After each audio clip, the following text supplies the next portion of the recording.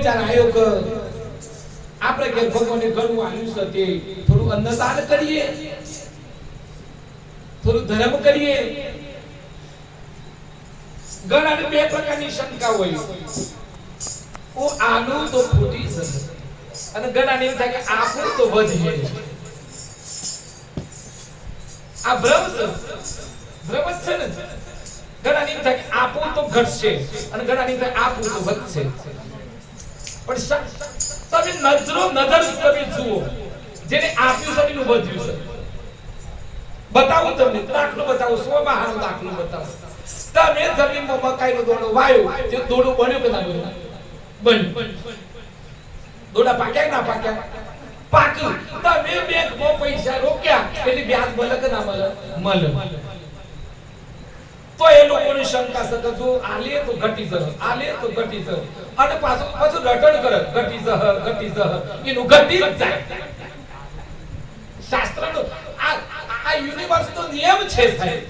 તમે જેવું વિચારો એવું ગોઠવાઈ જાય.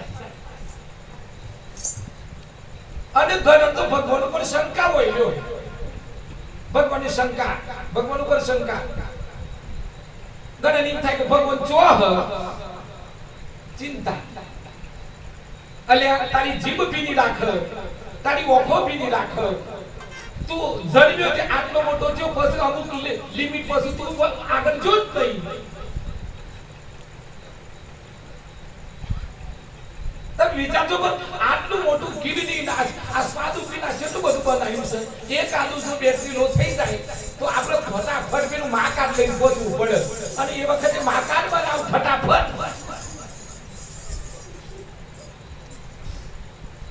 એટલે ભગવાને આટલું સુંદર શરીર બનાવ્યું છે પણ ગણોને કિંમત નથી. ગણોને કિંમત નથી આ શરીરની. આ પાછું નથી મળવાનું. આ પાછું ના મળે સાહેબ. વારે ઘડીએ નહીં મળે. આ તો એક વખત મળ્યું છે તો આ ભગવાને શરીર શું કરવા આપ્યું? તમને ઘેર ગાડી આપી, બંગલો આપ્યો, સરસ મજાનો છોકરો આપ્યો, વહુ આપી. આ બધું શું કરવા આપ્યું છે? હારો કામ કરવા. ભગવાને તમને જેટલી ફેસિલિટી આપો તો સમજવાનું કે ભગવાન મને કોઈ સારું કરવા માટે આપ્યું છે. અને એટલે ભગવાન ઉપર શંકા ના કરવી. હવે તમે વિચાર કરો, ભગવાન ઉપર શંકા કરો પણ તમારી અંદર જ ભગવાન છે. તમારી અંદર જ ભગવાન છે સાહેબ. આખા જગત તો માલિક તમારી અંદર આવી બેઠો. તો એ આપણે પાછો કોમ કરી સારી દિશામાં જોઈએ ભગવાન શું છે? ભગવાન ક્યાં છે? ભગવાન છે એટલે તમે ખાઈ શકો, ભગવાન છે એટલે તમે બોલી શકો, ભગવાન છે એટલે તમે દોડી શકો, આટલું બધું સરસ મજાનું જીવન જીવી શકો. તો એ માણસો શંકા છે. હજી અમુક લોકો પૂછ્યું નાસ્તિક અને અમને મારા અમારી ધમોડિયાની ટીમ માટે તાળી પાડો સાહેબ. પાડો તાળી.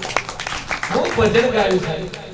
આહા આ સુભાષભાઈ ભગવાન બાપા, સુભાષભાઈ ના ગુરુ માધુરામ બાપા છે રાજસ્થાની સરહદ ઉપર છે.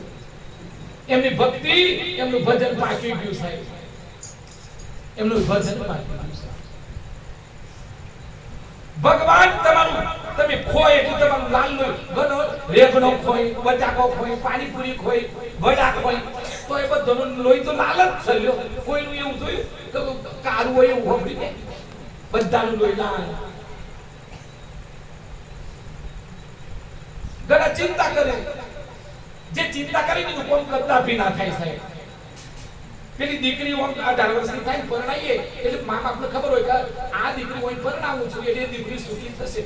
પછી બાપને માની શંકા હોય અને પરણાઈએ તો પછી એવું થાય. પણ વિશ્વાસ અને દીકરીને ખબર હોય કે હું જેના નામનો શેઠો પુરુષ છું, જેના નામનો તિલક કરું છું એ મારું એ પુરુષ છે, એ મારું ભરણ પોષણ કરે.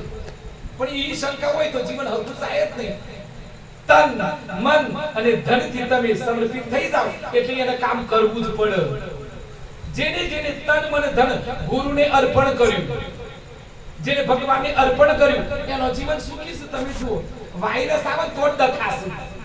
અને અમુક તો અમુક તો બાજુવાળી એમ કે તાર હાવું આમ કે દીધી એટલે તરત પકડાઈ જ જાય. હા અને ક્યાં પડી હાવું નો તારી હાવું આમ કે દીધી તરત બહુ ટાઈટ.